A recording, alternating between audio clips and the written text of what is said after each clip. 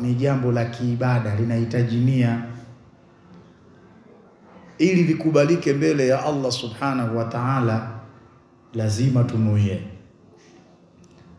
Ndio akasema Allah ndani ya Qur'ani, wama umiru illa liya'budu Allaha mukhlisina lahu ddin, na hawakuamrishwa isipokuwa wameamrishwa wamwabudu Allah hali ya kuwa ni wenye kumtakasia yeye dini. Sasa ikhlasi huwa inatoka moyoni, na ndipo mahala ambapo nia inakaa.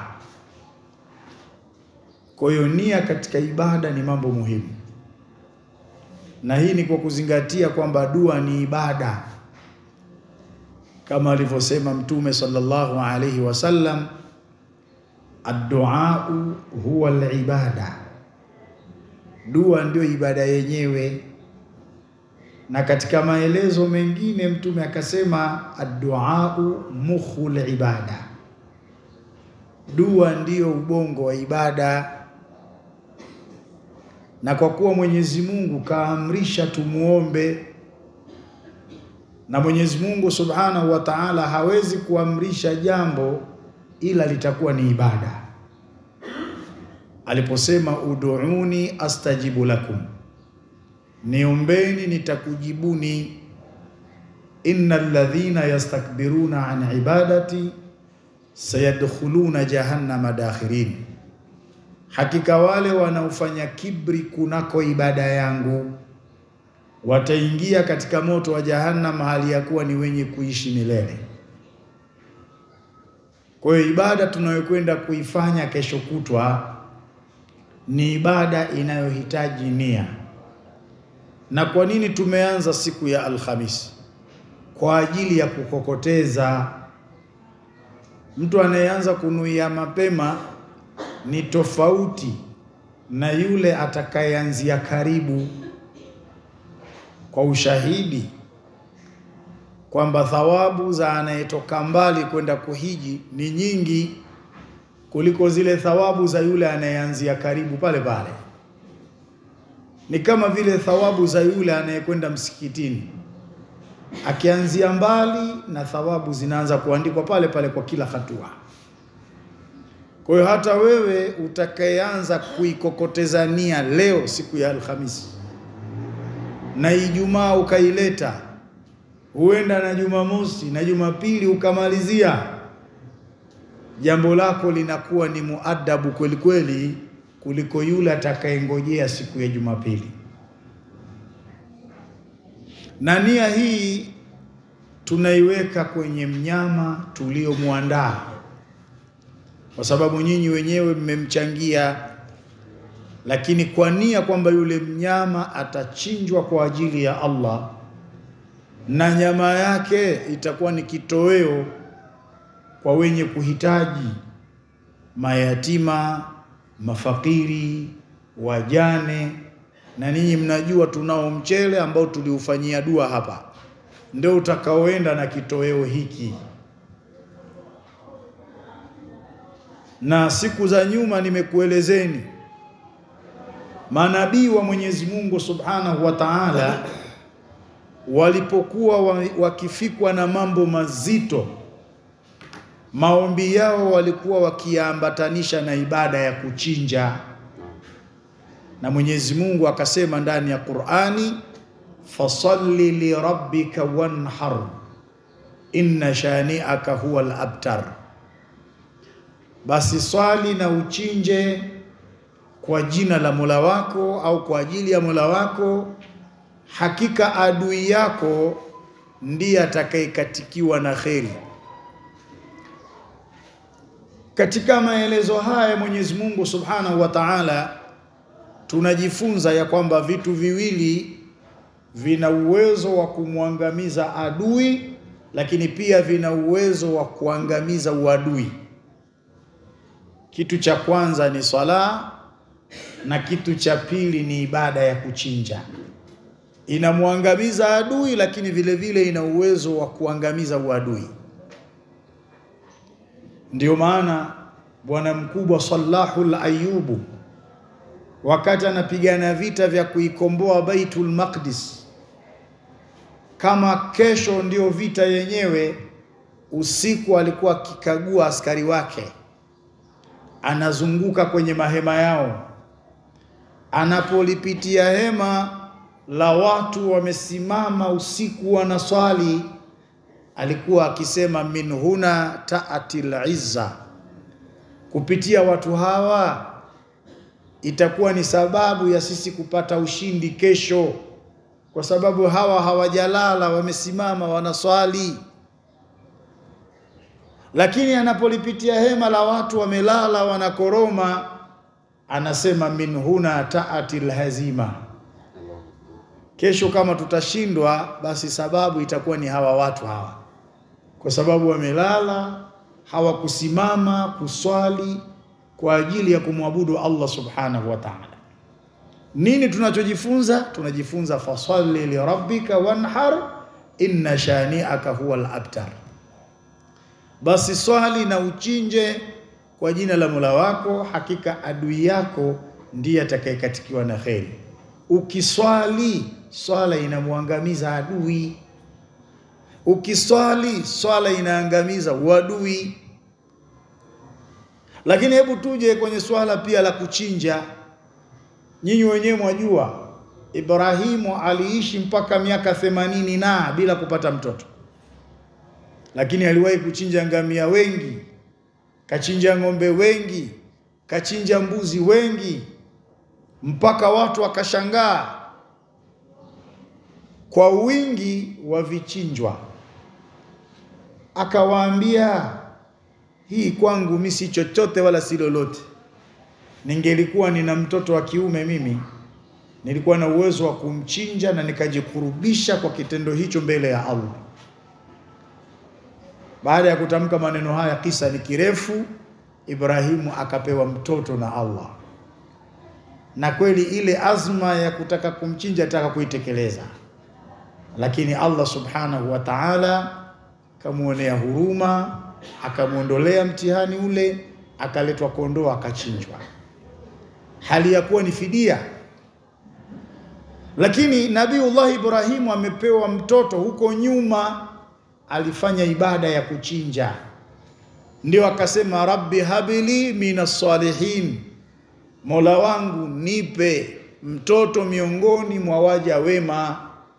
Akapewa Ismail kutokea kwa Hajira. Lakini baada ya hapo akapewa tena Ishaka kupitia mama yetu Sara.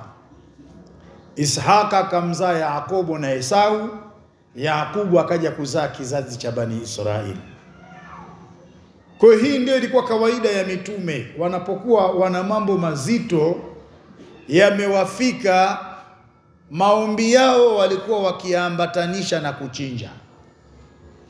Kuna kisa maarufu cha Bani Israeli ambao waliachiwa mali na wazazi wao, lakini wale watoto hawakutaka ndugu yao arithi, wakafanya njama ya kumuua kwa siri. Hawakujua nani kaua. Wakaenda kwa Nabiullah Musa alayhi salatu wasalam, wakamwambia Musa, sisi tumekuja tutaka tujue nani kaua, tuombe kwa Mola wako atubainishie. Nabiullah Musa anawaambia, inna Allaha ya'murukum an tadhbahu baqara, Mwenyezi Mungu anakuamrisheni mchinje ng'ombe. Wale mabana wanaambia Musa, atatakhidhuna huzwa, watucheza shere, si tutaka tujue alouwa nani, wewe watuambia tuchinje ng'ombe. Sasa tukishachinja ng'ombe ndio itakuwa nini? Tueleze, tuombe kwa Mola wako atubainishie nani kaua. Musa anawaambia, a'udhu billahi an akuna minal jahilin, najilinda kwa Mwenyezi Mungu kuwa miongoni mwa watu wajinga kwenye jambo hili, ambapo mimi najua huenda Mwenyezi Mungu akaweka hidayah kwenye nyoyo zenu, nifanye istihzai, takuwa katika watu wajinga, na mimi najilinda kwa Allah kuwa miongoni mwa watu wajinga. Mjadala ulipita mrefu, ni ng'ombe gani wamchinje, na wakawa wanaelekezwa zile sifa zake, na kweli wakampata yule ng'ombe wakamchinja. Kuna kauli inasema waliambiwa wachukue ulimi ule wa yule ng'ombe wampige yule maiti, na kweli yule maiti akawa hai na akasema fulani ndio aliyeniua, kisha akafa. Kwani unadhani Mwenyezi Mungu alikuwa anashindwa kumwambia Nabiiullah Musa alayhi salam waambie aliyeua ni fulani? Kwani Mungu alikuwa hamjui? Kwa nini ikawa lazima wachinje ng'ombe? Kwa sababu tunafundishwa sisi umuhimu wa ibada ya kuchinja tunapokuwa na matatizo mazito. Hilo ndio tunalojifundisha sisi. Ndiyo maana Allah akasema fasalli li rabbika wanhar inna shani'aka huwa al-abtar. Swali na uchinje kwa ajili ya Mola wako, hakika adui yako ndiye atakayekatikiwa na kheri. Kwa hiyo ibada ya swala na ibada ya kuchinja inamuangamiza adui, lakini vile vile inauangamiza uadui. Kama ambavyo sisi tunao maadui wengi na tumefanyiwa uadui. Wapo wanaumwa, lakini sababu zilizopelekea waumwe, wamefanyiwa sihiri, wametupiwa mashaitani, wamehusudiwa, wamedhuriwa na vijicho, asbabu chungu mzima. Huu ni uadui.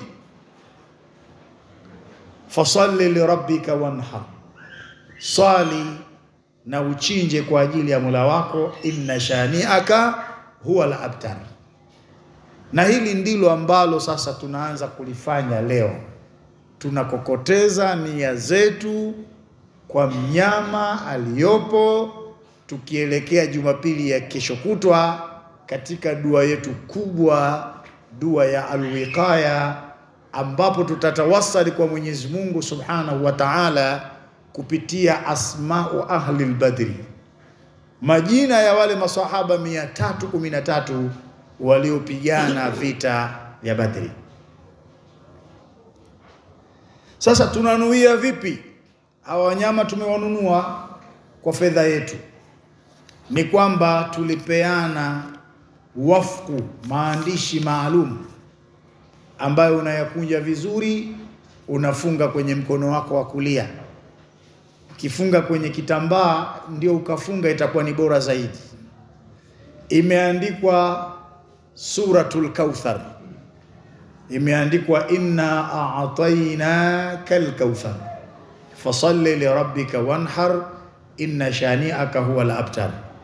Kisha Allahumma, e Mwenyezi Mungu, inna hadha dhabhi laka wa ilaika, hakika kichinjo hiki ni kwa ajili yako wewe, yani ni milki yako wewe na ni kwa ajili yako wewe. Fataqabbal minna, tunakuomba utukubalie, kama taqabbalta Ibrahima khalilika, kama ulivyomkubalia Ibrahima mwandani wako, wa kama taqabbalta Muhammadan rasulika, na kama ulivyomkubalia Muhammad ambaye ni mtume wako. Waj'alhu kafaratan, na ufanye kichinjwa hiki iwe ni sadaka kutokana na matatizo yalionayo, minasihiri wa shaitani wal hasad wal aini wa bala'u dunya wal akhirah, na mabalaa ya dunia na akhira, ya arhamar rahimin, ewe mrehemu wa rehemu. Hii inakunjwa vizuri, inafungwa kwenye kitambaa, unafunga kwenye mkono wako wa kulia, kisha unamshika yule mnyama, unasema, e Mwenyezi Mungu, naelekea kwako katika hii siku njema na katika saa hii yenye baraka, na huenda ikawa ndiyo saa ya majibu ya dua yangu. E Mwenyezi Mungu, ninakuomba umfanye mnyama huyu awe ni kafara juu ya matatizo nilionayo yanayosababishwa na miguso ya kichawi, miguso ya kishaitani, husuda za watu, vijicho vya watu, vifungo. Unanuia umemshika yule mnyama, na ninakuomba unipokelee sadaka yangu hii. Na kabla ya zoezi la kushika, tutagawa zile karatasi zilizoandikwa kwa lugha ya Kiswahili kwa wale wenye kuweza kusoma, zitawaongoza wakati wanashika wale wanyama. Na hapa mtu asije akajenga dhanna unapomshika yule mnyama ndio unamuomba. Yule mnyama haombwi. Unamwambia Mwenyezi Mungu, huyu mnyama nimemchangia, nataka awe ni sadaka ya dua itakayosoma. Unamueleza Allah subhanahu wa ta'ala. Ni kama vile umeshika tu pesa yako, unasema ya Rabbi, hii pesa mimi nakwenda kuitoa sadaka, na hii sadaka nataka iwe ni kafara ya mimi kujibiwa dua yangu. Kwa hiyo usielekeze fikra zako na mawazo yako kwa yule mnyama. Fikra zako, mawazo yako yote yaelekeze kwa nani? Kwa Allah subhanahu wa ta'ala. Kwa hiyo itengeneze nia yako, lazima uwe na ikhlas mbele ya Mwenyezi Mungu subhanahu wa ta'ala. Kwa hiyo zoezi hilo litaanza kufanyika leo. Lakini pia siku ya leo ile dawa inayoitwa Zafti Oili na inayoitwa Zafti Powder, ambazo dawa hizi mushtaqatu min shajarati Zafti, zimezalishwa kutoka kwenye mti unaoitwa shajaratu Zafti, zitaanza kutoka leo, zipo tayari. Na tulitangaziana ya kwamba ukilipa shilingi 10,000 unapatiwa pisi ngapi? 2. Unapewa Zafti Oil, mafuta ya Zafti, na hapo unapewa Zafti Powder, kwa sababu ni vitu viwili muhimu. Ilikuwa kila kimoja kitolewe sadaka yake, lakini tukakuhurumieni kwa sababu hii moja inatumika matumizi ya nje na hii nyingine inatumika matumizi ya ndani. Kwa hiyo ni dawa mbili ambazo zinategemeana na ni muhimu sana. Na nyinyi wenyewe mnajua huu mti wa shajaratu Zafti unapatikana wapi. Nyinyi mnafahamu, kwa sababu haya tumekuwa tukiyaeleza takriban miezi 2-3 hivi, wakati tunayaandaa yale maji yetu yale ambayo yamechotwa kutoka katika Baharul Mayiti. Duniani kuna bahari inayoitwa Bahari Maiti, iko baina ya Urdu na Falastini, na tukaeleza kwamba bahari hii Mwenyezi Mungu Subhanahu wa Ta'ala ameweka maajabu mengi. Maji yake yana siri nyingi, na hata miti inayopatikana kwenye bahari hii ina siri nyingi. Bahari hii ipo baina ya Urdu na Falastini, inaitwa Baharul Mayiti, Bahari Maiti. Na mpaka tukakuelezeni kwa mtu anayetumia smartphone, akiingia Google hata kwa lugha ya Kiswahili tu akiandika Bahari Maiti inaletwa ile bahari. Kwa wenye kujua lugha ya Kiingereza ukaandika kwa Kiingereza bahari ile italetwa. Kwa wenye kujua lugha ya Kiarabu ukiandika Baharul Mayiti watakuletea, lakini inaletwa na maelezo. Maji yake yana faida gani? Miti iliyozunguka pale ina faida gani?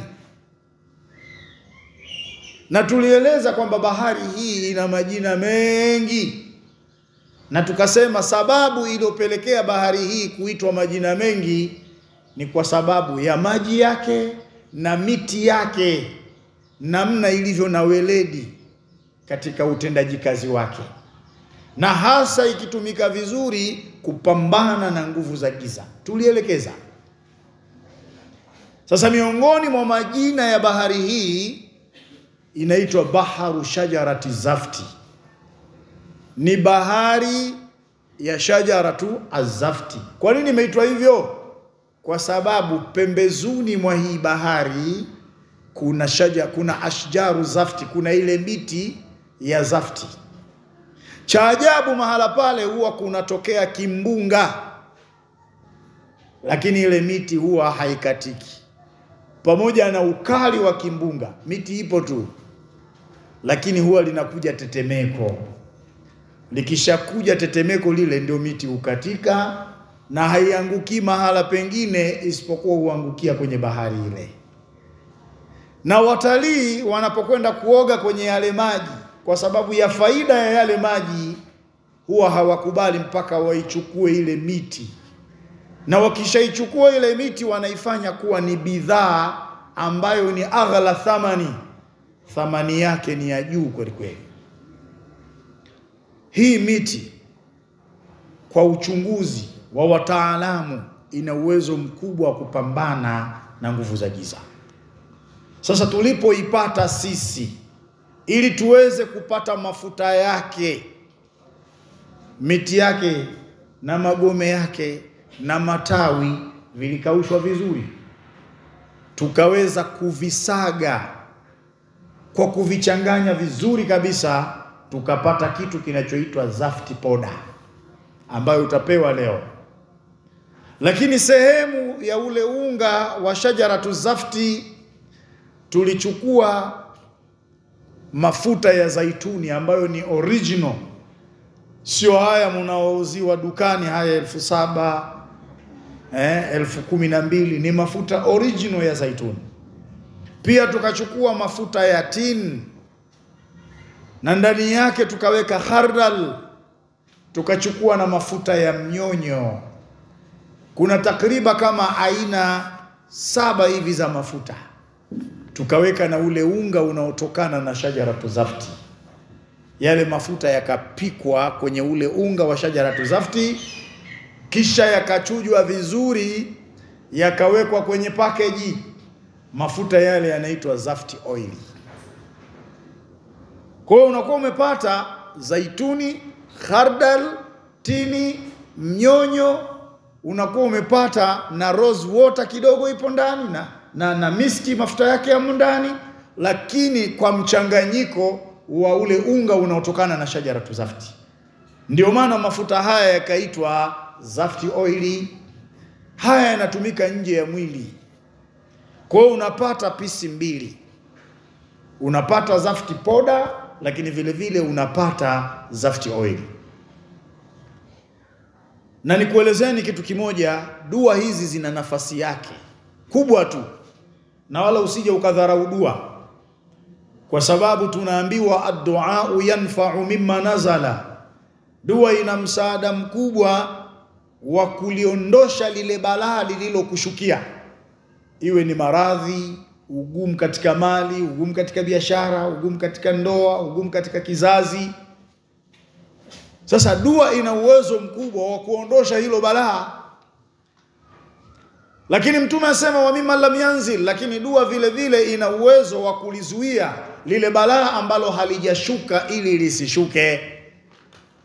Kwa hiyo dua ina nafasi zake kubwa tu, wala si jambo la kudharau dua.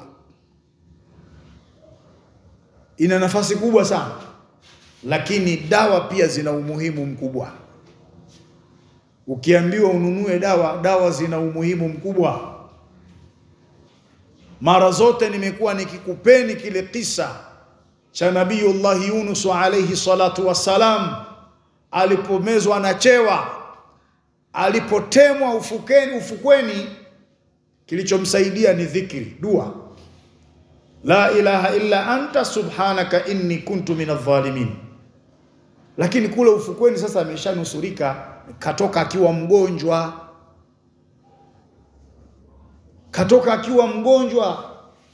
Laula anta darakahu ni'matu min rabbi lanubidha bil ara'i wa huwa madhmum.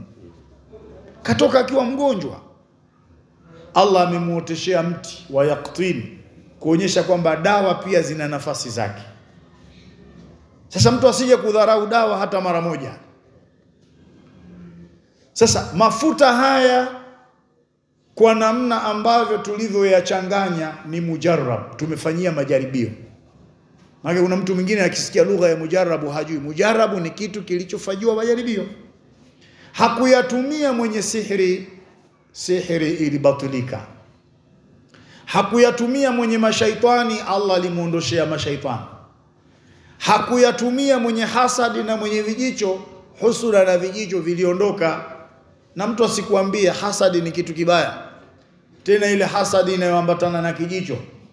Ndio maana Mtume akasema, lau lingekuwepo jambo ambalo linaweza kuitangulia kadari ya Allah, kijicho kingeitangulia kadari ya Allah, namna kilivyo na madhara makubwa kwenye maisha ya wanadamu.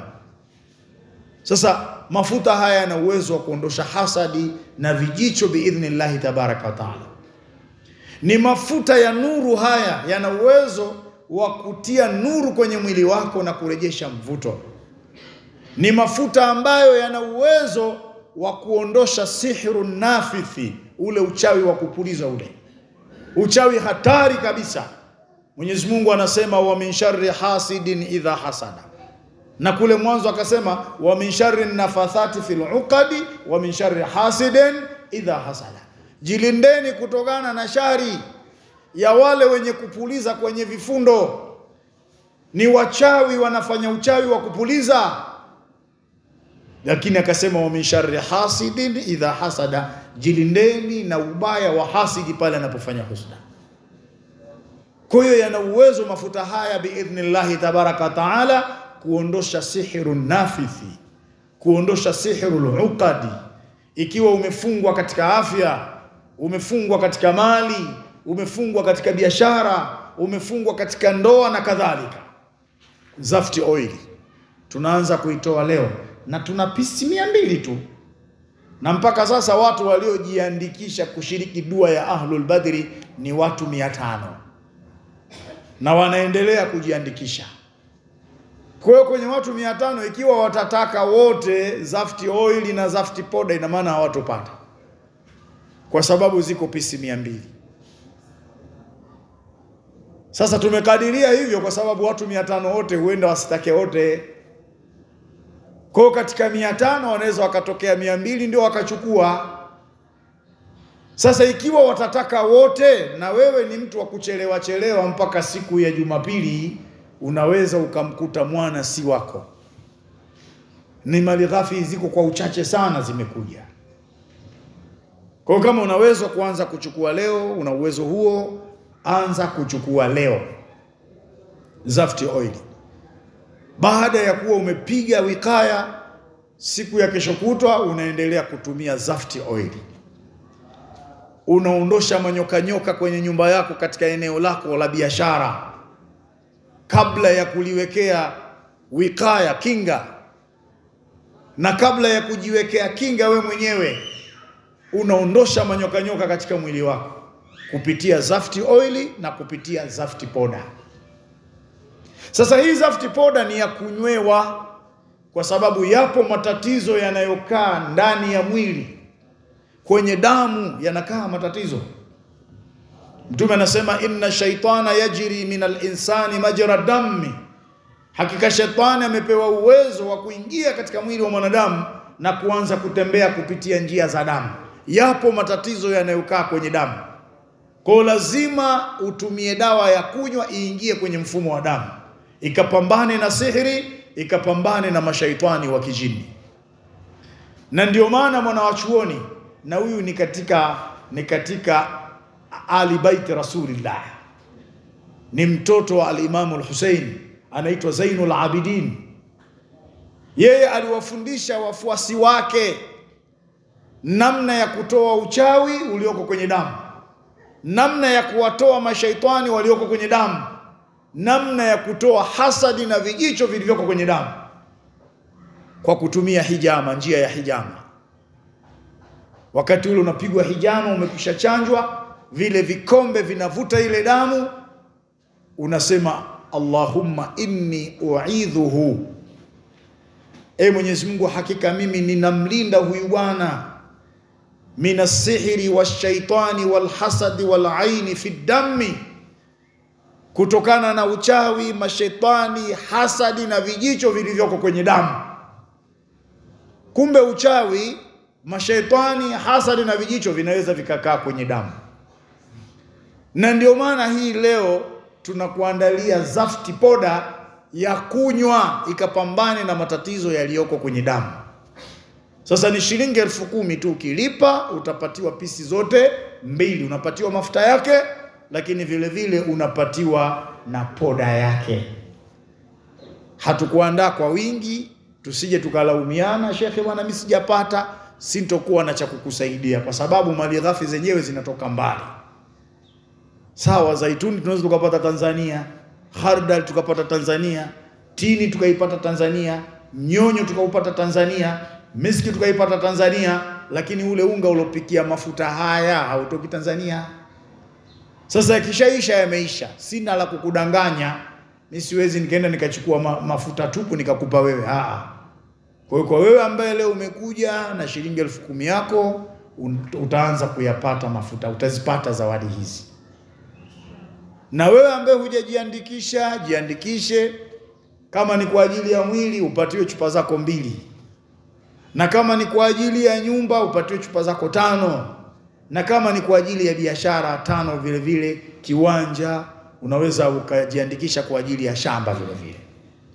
Kwa leo tutafanya zoezi la kunuia kupitia wanyama hao, kesho vile vile litaendelea, na siku ya Jumamosi, siku ya Jumapili ndio kilele chake, na watu wafike mapema hapa ili zoezi la kunuia lianze mapema, limalizike mapema, watu tuingie sasa kwenye zoezi lenyewe la dua yetu, tukitawasali kwa Mwenyezi Mungu Subhanahu wa Ta'ala kupitia Ahlul Badri. Tumuombe Allah tusamehe madhambi yetu na tujaalie tawfiki, innahu waliyyu tawfiki. Wa salamu alaykum wa rahmatullahi wa barakatuh.